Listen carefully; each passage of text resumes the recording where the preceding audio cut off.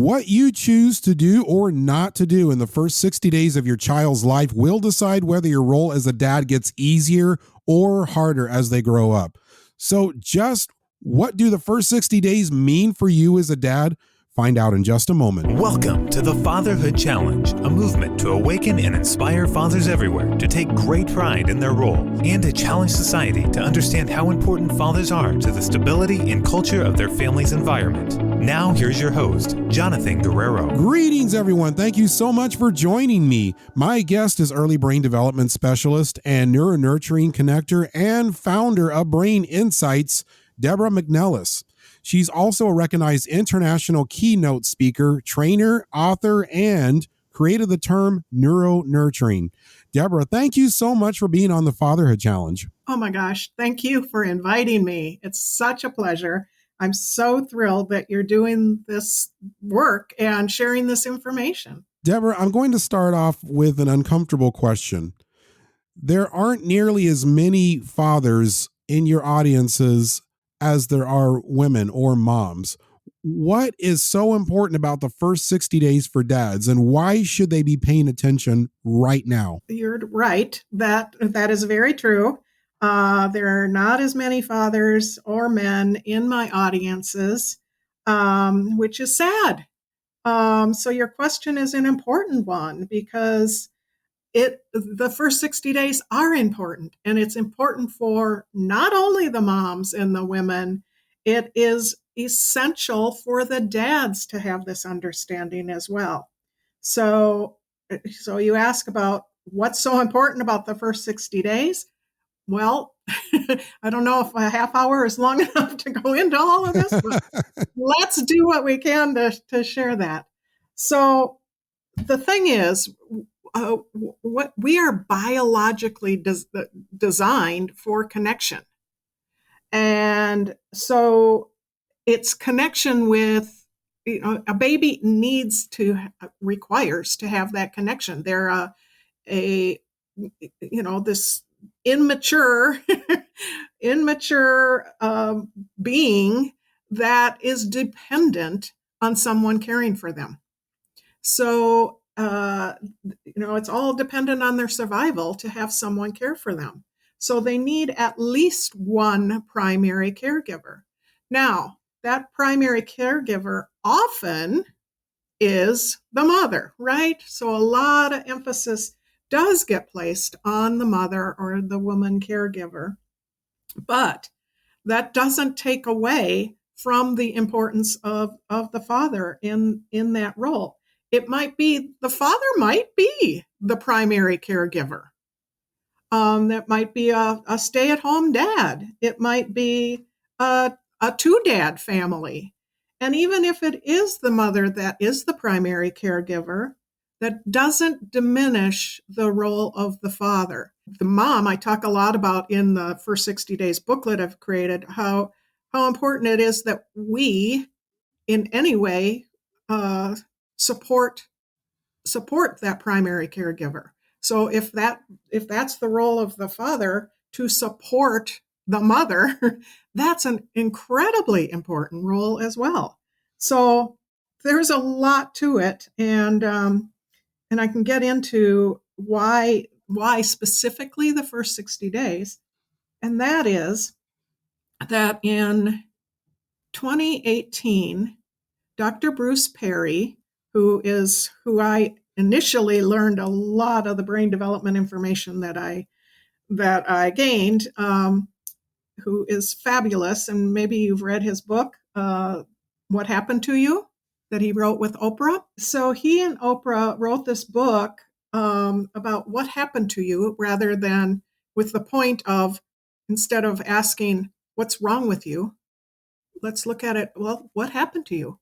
And in that book, he revealed this research that I mentioned was done in 2018 to reveal that what they found is that if a baby has nurturing responsiveness to their expressed needs in the first 60 days, and that's consistently happening for that baby, if that happens in those first 2 months, And then maybe a lot of adversity happens in that child's life after those first 2 months.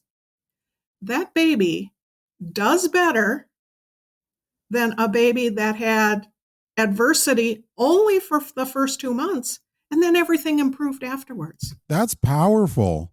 Yeah. And does it have anything to do with the connection that is happening in that first nurturing period when that baby is nurtured from the very beginning? Is it specifically the connection Yeah. that's really making that transition easier? Yeah, exactly.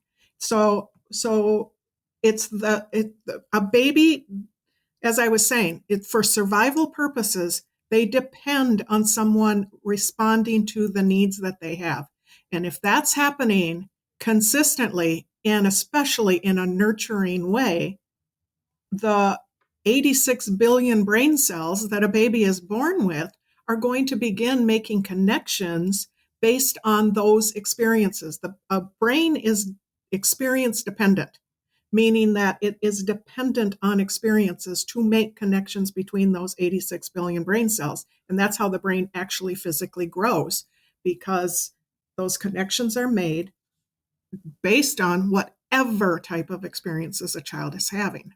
So a brain, it's so interesting to think about it in this way, that the brain is only is very, very immature at birth, that not many of those connections are made prenatally.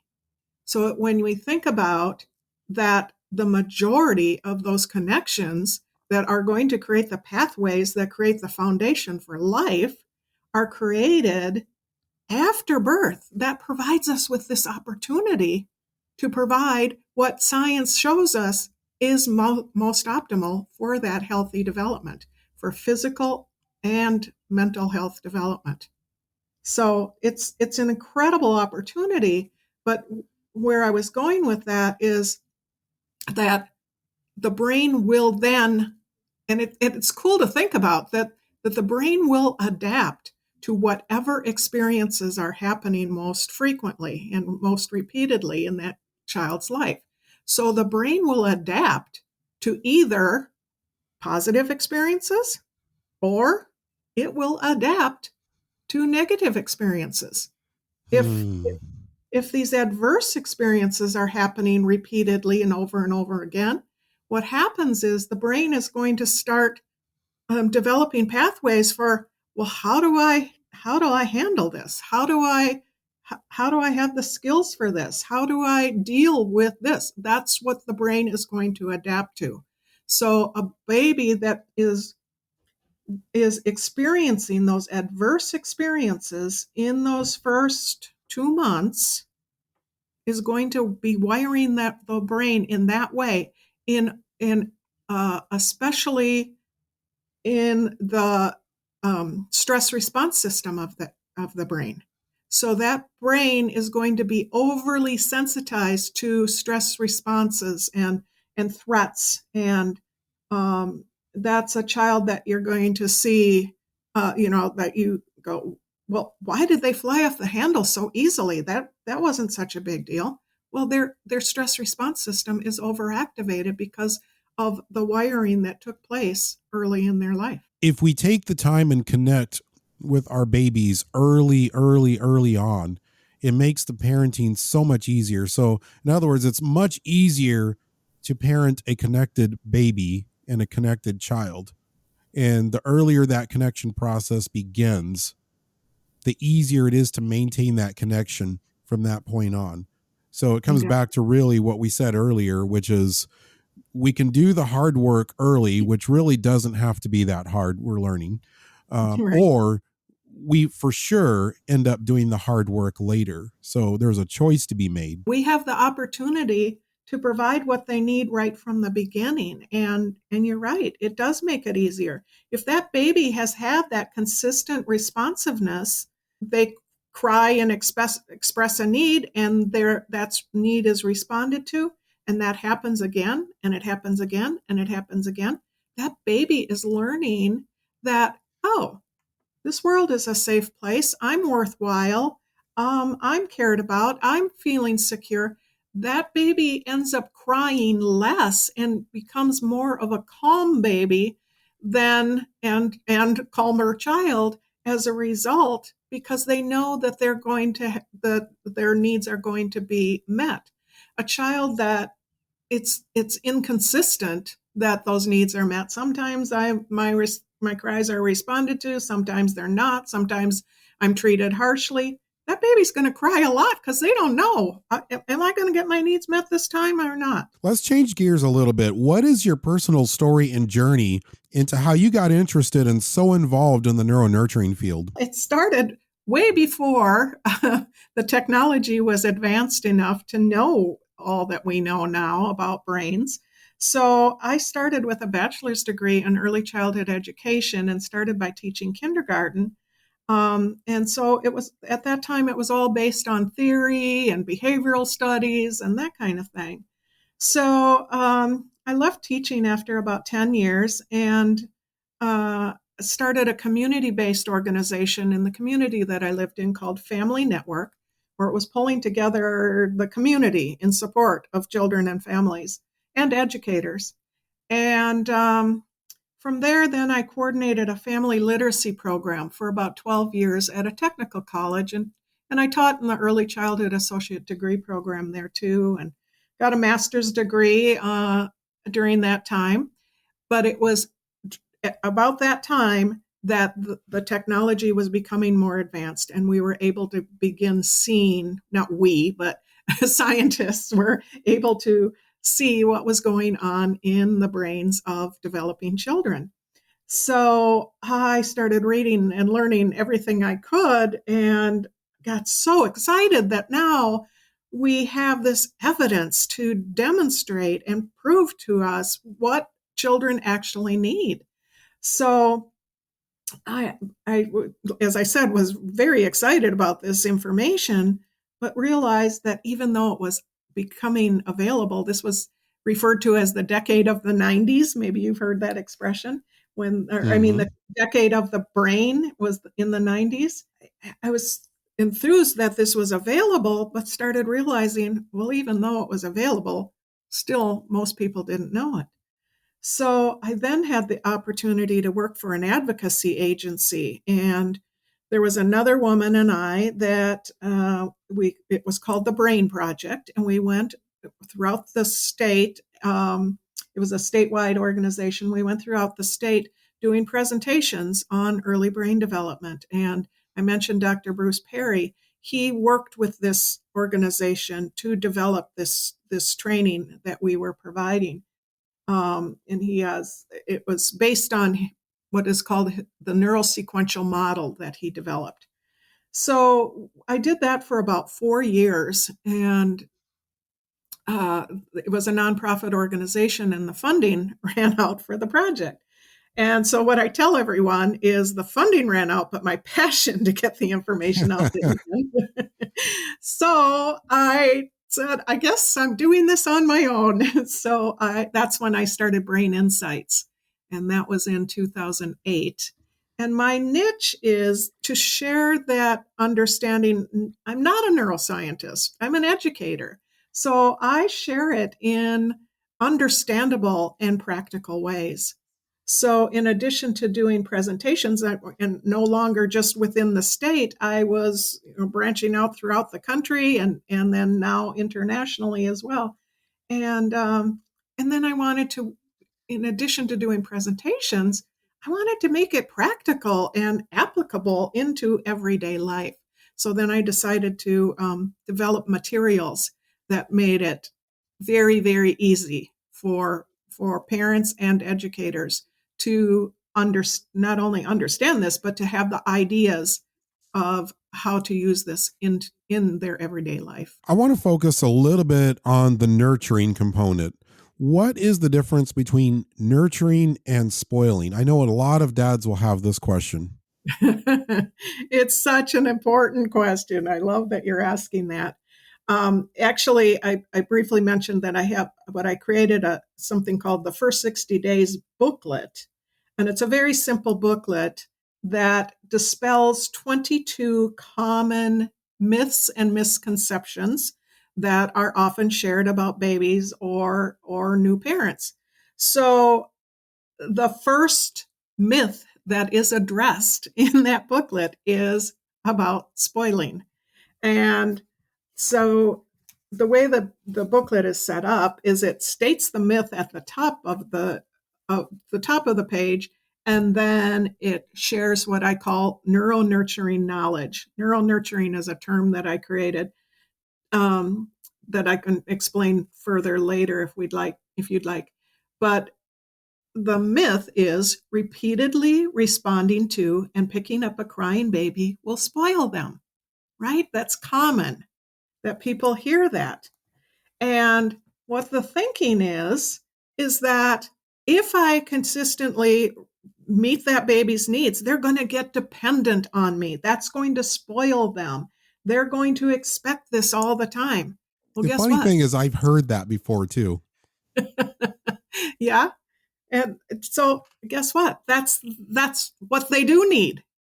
And That's the point. that's the whole point. Exactly. So by nurturing that baby, responding to their needs, they are, as I explained earlier, they're developing this expectation that their needs are going to be met. They're going to end up being calmer. It's what is required of or what a baby requires to have those needs met.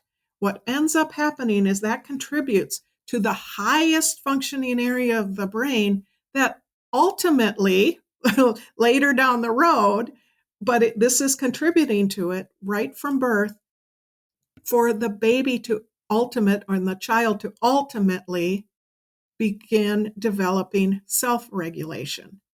So by regulating, you're responding to that baby, that's regulating their brain. It's training their brain that meeting those needs is going to help regulate rather than overstimulating that stress response system. That kind of reminds me of something I heard. There was an experiment done where several babies were supposedly never picked up, never held, Right. and then there's the ones that were, and the ones that were not held, that were not picked up, that were not their emotional needs were not cared for, Yep. did not come out very, very well. So, if I Exactly. remember correctly, what that suggested is that emotional, that nurturing need, that being picked up, being held, all of those things are on the level of vital. They are vital. They are a physical requirement for life at that early stage. It is not an optional thing, is what that suggests. Did I read that correctly?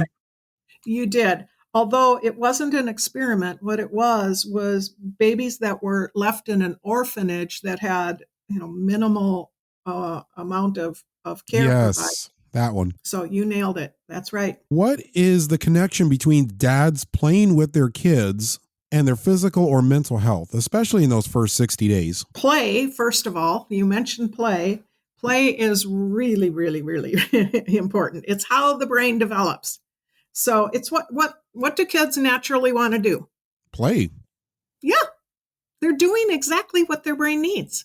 And what do dads love to do with their kids? Play.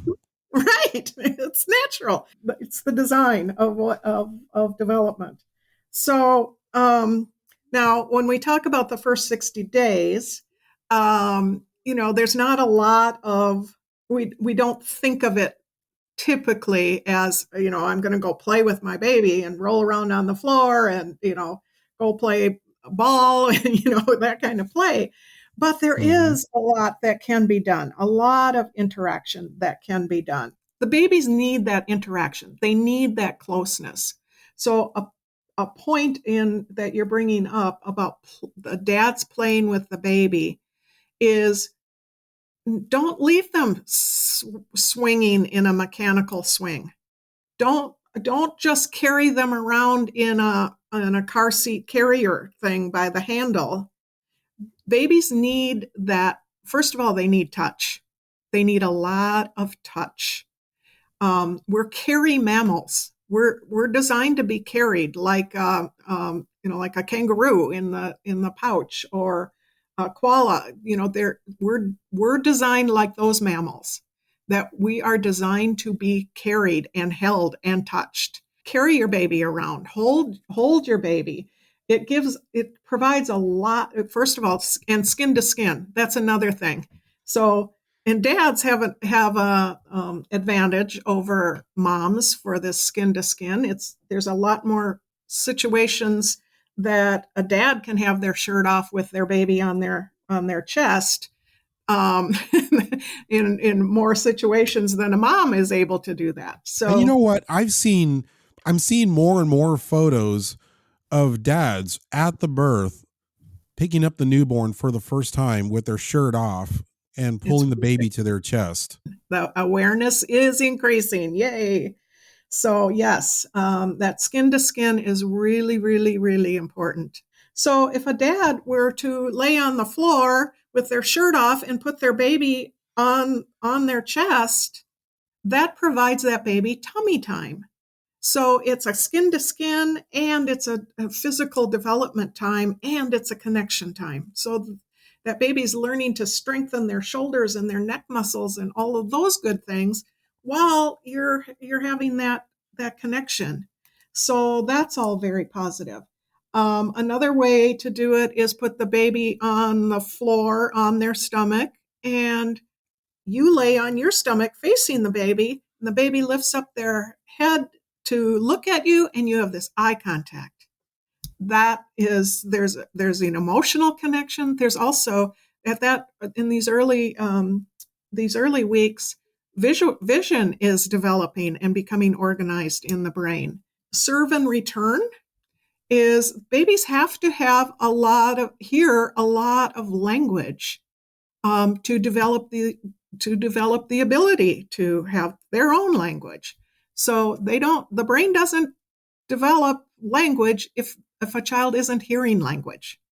So, how I was saying it's experience dependent, it has to hear those words to be able to do it. So talking to a baby is not silly. Dads need to talk to the baby also. And serve and return is where you talk to the baby. And have you heard that? Naturally, a lot of times people will use more of a slower and high pitch when they talk to a baby. Oh, you're so cute, like that. That's called parent ease. And if a dad is talking to a baby that way, that baby is really going to tune in, because they're going to see your expressions and the way your mouth moves, and they take all of that in, as well as listening to the sounds. So you say something to the baby is going to either just stare at you and look at your expressions and take all that in, as I just described, or as they get a little bit older, they're going to wiggle their arms and their legs in response to what to you talking to them. They love you talking to them. Or they might smile or give you, a facial expression. And then you take a turn back and you say, yes, you are so cute. And then pause and give them a chance to respond again. And that's called serve and return. They're learning about how conversation works. So there's all kinds of play activities like that. And we're talking about the first 60 days. As babies get older, the type of play that dads do with babies is a little bit more rough and tumble typically. And the babies need that, especially boys, but girls do just as much. And that is contributing also to the highest functioning area of the brain. So lots and lots and lots of ways to play. Even with a newborn, sticking out your tongue and watching the baby try to imitate you. It's great fun. They're already trying to imitate you right from day one. We are all about stories on the Fatherhood Challenge. Please share some stories of families that you've helped. One story that's very fun to tell is, several years ago, I had the opportunity to speak to a fatherhood support group. And it happened to be low socioeconomic Black fathers. And I came away so enthused and my heart was filled afterwards that I actually wrote a blog post about it, because the questions they asked and the interest they had and passion to be the kind of parent that they wanted to be and absorb all this information was just so heartwarming. I can't express to you enough about how I came away from that. So that was one that really stands out to me. How can dads learn more about how to help their babies through the first 60 days and get involved with Brain Insights? I mentioned that booklet. That it's a wonderful way for an easy way for dads to become aware of what their baby actually does need to overcome these myths. There's so many things that are shared on the internet that are conflicting. Yes. Do this and don't do that. And they're not all based on science. So it gets confusing. So this booklet dispels myths, and it's very easy. As I said, I share all the understanding in very simple, understandable ways. So there's that. And then I also have what I call Neuro-Nurturing interaction packets, and dads, and moms love them too, but I've been told how many times that the dads love them, because they're like, okay, what do I do? What do I do with my child? And it provides activity ideas that can be done in everyday life. Those are all available on my website, which is braininsightsonline.com. I'm going to make it easier to find all of this. So if you go to thefatherhoodchallenge.com, that's thefatherhoodchallenge.com, go to this episode and look right below the episode description. All the links will be posted there to make it easy. So Deborah, as we close, what is your challenge to dads listening now? What we so easily do to ourselves is we, at the end of the day, we'll say, oh, I didn't get that done. I should have handled that differently. I should have, right? But what I advocate for is that we instead pay attention to, what did we do well? What did we feel good about that we did today? So that's my challenge to the dads. Think about and notice, purposely focus attention on, wow, I really had that great interaction with my baby today. I really, felt that connection, or I feel good about how I provided X experience for them. So give yourself a break and focus on the positives. Deborah, I have been looking forward to this conversation for a long time, so I'm very grateful that you came on the Fatherhood Challenge. Thank you so much for being here. Well, I'm grateful for you inviting me. Thank you so much. Thank you for listening to this episode of the Fatherhood Challenge. If you would like to contact us, listen to other episodes, find any resource mentioned in this program, or find out more information about the Fatherhood Challenge, please visit thefatherhoodchallenge.com. That's thefatherhoodchallenge.com.